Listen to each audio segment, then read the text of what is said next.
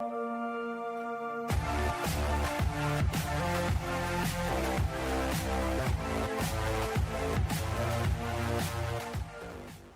pessoal, tudo bem? Seja bem-vindo a mais uma aula de Biologia. Eu me chamo Alexandre Rodrigues, eu sou o seu professor de Biologia, esse é o meu canal e hoje a gente vai estar falando sobre Botânica.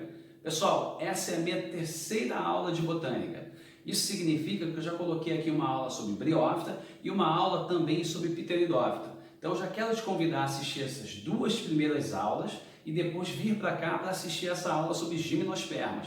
Vai fazer mais sentido você assistir essas aulas na sequência, porque eu comparo muitas estruturas e te mostro o processo evolutivo acontecendo ao longo dessas aulas. Tudo bem? Essa é a minha primeira dica. Bom, desse lado aqui tem alguns conceitos sobre as gimnospermas e desse outro lado o ciclo, onde nós vamos dar uma atenção especial, pois o Enem, assim como os outros vestibulares, gostam de cobrar em botânica geralmente os ciclos de vida. Tudo bem? Então a gente vai dar uma atenção especial e eu quero que você fique muito atento às dicas que eu vou te dar, ok? Vamos começar aqui pelos conceitos. Bom, as gimnospermas são o primeiro grupo de plantas superiores, tá? Ou seja, elas são plantas vascularizadas. Mas veja bem, os vasos que eu vou dizer agora surgiram no grupo anterior, nas pteridófitas.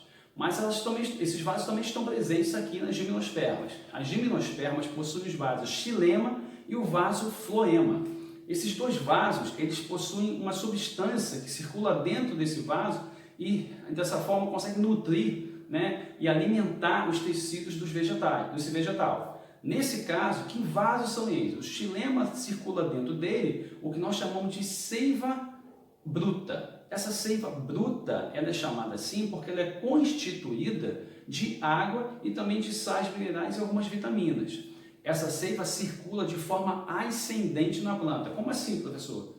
Entra pelas raízes, vai pelo caule e se distribui pela planta inteira até chegar nas folhas, tá? Agora, já a seiva elaborada, ela é produzida a partir do fenômeno da fotossíntese. Então, essa seiva elaborada ela é muito rica em açúcar, do tipo sacarose, tá? Anota aí. Então, a distribuição desse açúcar e água presente também nessa seiva é de forma descendente, porque como ele é produzido nas folhas, vem descendo pela planta inteira, passando no caule e chegando nas raízes. Então, fique atento a essa distribuição da seiva, tudo bem?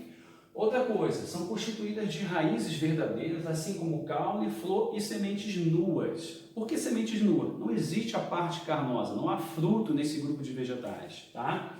Outro ponto importante é que elas são produtoras de pólen. Pessoal, para tudo, anota aí. Isso é um marco, tá? Um marco entre os vegetais. Por que eu estou dizendo isso? Porque até o grupo de pteridófitas, ou seja, você vem as briófitas e as pteridófitas primeiro, em seguida. Então, as briófitas e as pteridófitas, elas dependem da água para a fecundação. Elas são dependentes da água para a sua fecundação acontecer. Aqui isso acaba.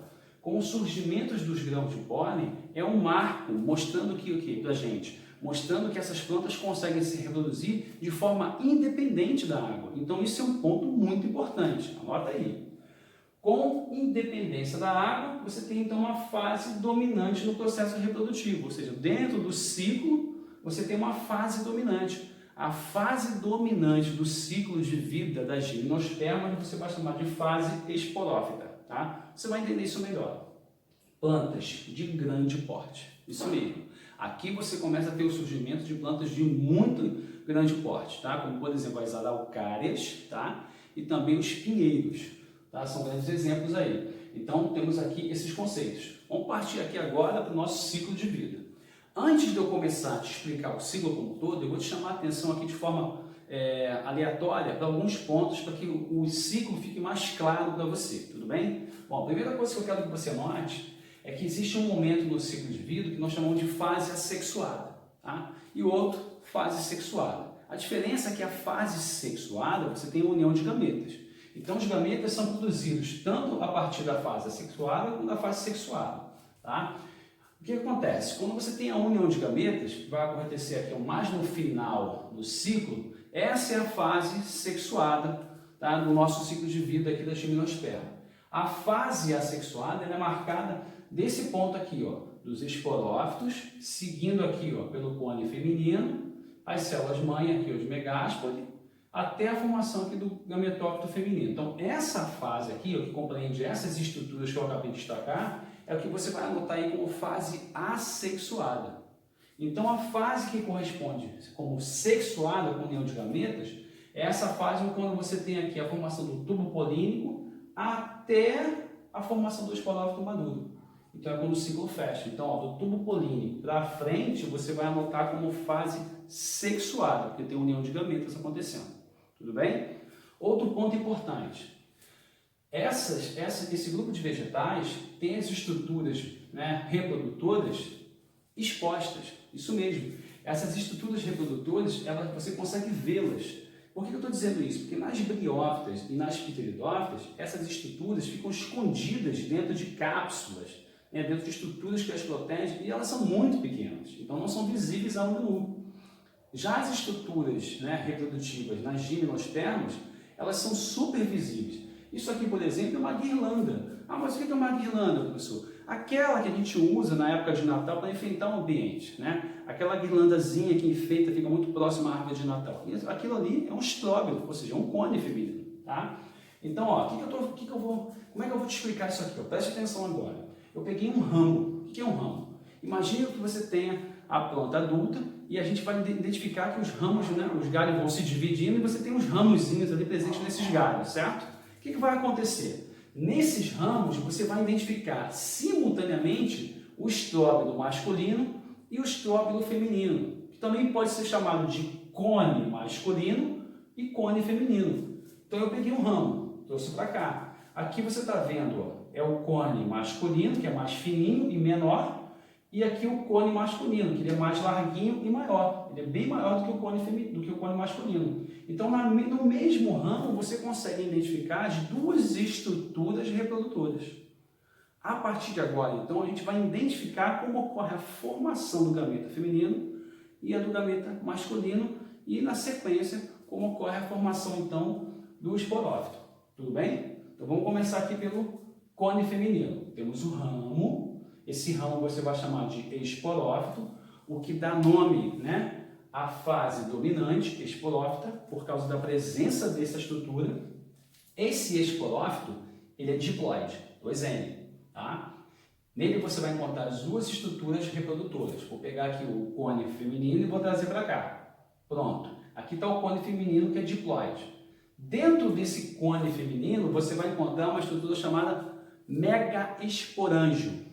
Esse megaesporângio é uma estrutura que tem células especiais. Essas células especiais são chamadas de células-mãe de megáspore, diploide. Essas células de megáspore sofrem meiose.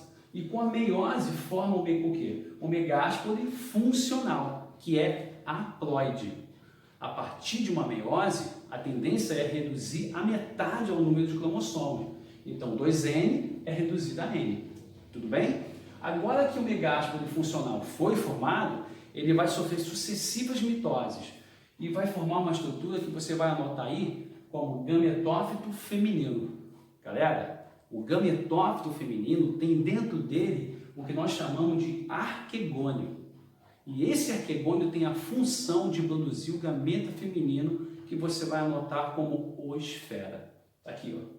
É nesse ponto que as questões geralmente caem. Vou repetir para você. Você tem o esporófito diploide. A partir do esporófito, você tem aqui o cone feminino, que você pode chamar também de estróbilo feminino. Ele é diploide. No seu interior, você vai encontrar o quê? Uma estrutura chamada megaesporângio. Esse megaesporângio tem células especiais, chamadas de células-mãe de megáspore, diploide. Sofre uma meiose e forma o megáspore funcional haploide, que se reproduz por mitose até formar o gameta feminino. Até formar o gametófito feminino. Esse gametófito tem em seu interior o arquegônio, que tem como função a produção da oosfera, ou seja, o gameta feminino, que é haploide. Pronto, o gameta feminino foi produzido.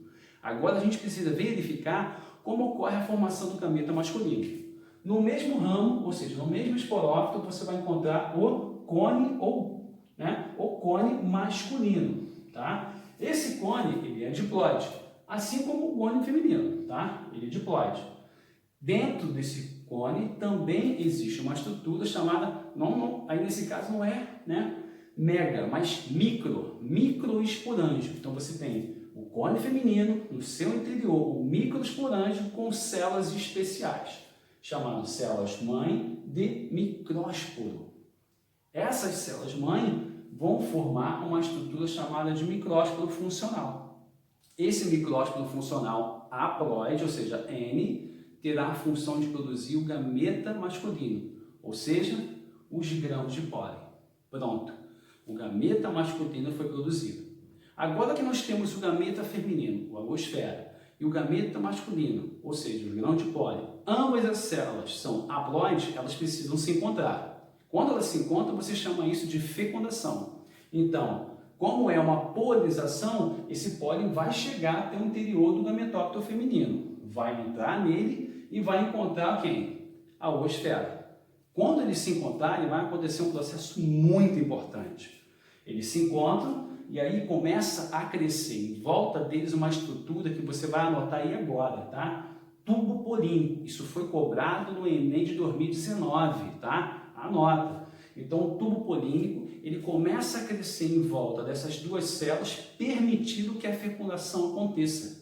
E, ao mesmo tempo, protegendo, né, essas células que, após a fecundação, formam uma estrutura que você conhece muito bem como zigoto. E a ploidia retorna ao quê? Ao processo inicial. Então, repare, uma célula haploide chamada oosfera se une a uma outra célula haploide chamada grão de pólen. Com a união, forma o zigoto, que é diploide. Agora, esse zigoto vai sofrer sucessivas mitoses, até formar a semente.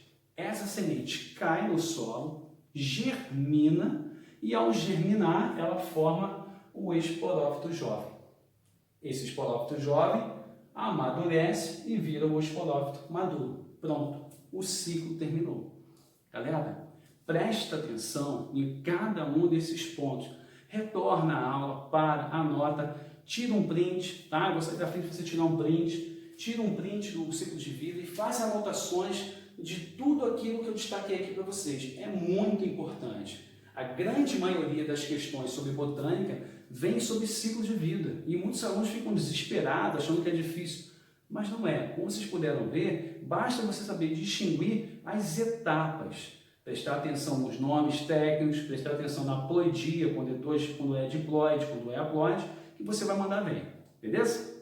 Bom, espero que você tenha gostado dessa aula. Eu adorei, tá?